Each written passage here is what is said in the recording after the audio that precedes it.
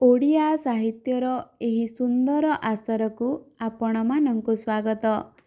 କବିତାର ଶୀର୍ଷକ ସମୟ ଦୋଛକିରେ ଜୀବନ। ବାତାୟନ ସେ ପାଖେ ଉଙ୍କି ମାରୁଥିବା ଅନାଗତ ଭବିଷ୍ୟତ, ଏ ପାଖେ ନୀରବ ନିସ୍ତବ୍ଧ ଅତୀତ। ସେ ପାଖର ଭବିଷ୍ୟତ ଟାଣି ନେଉଛି ନିଜ ଆଡ଼କୁ, ଅସରନ୍ତି କଳ୍ପନାର ମାୟା ଦେଖାଇ।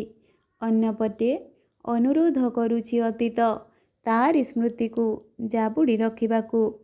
ଅନାଗତ ଭବିଷ୍ୟତ ଏବଂ ମଧୁମୟ ଅତୀତର ଟଣାଟଣିରେ ବଳି ପଡ଼ିଯାଏ ଜୀବନ।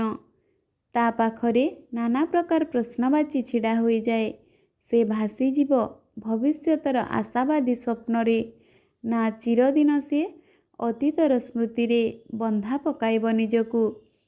ସମୟର ଦୋଛକିରେ ଛିଡ଼ା ହୋଇ ଜୀବନ ସ୍ଥିର କରିପାରେ ନାହିଁ ତା'ର ଅସ୍ତିତ୍ୱ। ସମ୍ପର୍କର ମନଗଢ଼ା ରାସ୍ତାରେ ଗୋଟେ ପଟେ ସମାଜର ଆକ୍ଷେପ, ଅନ୍ୟପଟେ ସ୍ୱପ୍ରତିଷ୍ଠାର ଶରାଘାତ। ସମାଜ ଏବଂ ସମ୍ପର୍କର ପ୍ରହେଳିକାରେ ନିଶ୍ଚିହ୍ନ ହୋଇଯାଏ ନିଜର ସ୍ୱତ୍ୱ।